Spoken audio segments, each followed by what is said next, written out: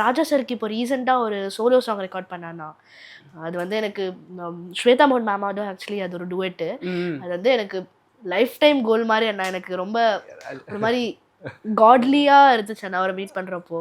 So அது வந்து இப்படி போறாரு, அப்படி போறாரு, இப்படி போறாரு, அப்படி போறாரு. எனக்கு ஒரு மாதிரி ஒரு பயம் கலர்ந்த ஒரு எக்ஸைட்மெண்ட் அண்ணா அவரை பார்க்குறப்போ. ஒரு மாதிரி சாமியை பார்க்குற மாதிரி இருந்துச்சு.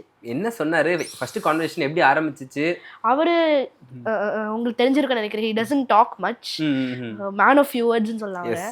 லைக் ஒரு வாசு அங்கிள் அங்கே இருப்பார். அவர் தான் மியூசிக் கண்டக்டர். அவர் சொல்லிக் கொடுப்பாரு. ஸோ அவர் வந்து பாட சொல்லி கொடுத்துட்டு இருந்தார். இந்த சாங் டியூன் சொல்லி கொடுத்துருந்தாரு. அப்போ வந்து ராஜா சார் இப்படி ரெக்கார்ட் பண்ணி முடிச்சுட்டு கிராஸ் பண்ணி போகிறாரு.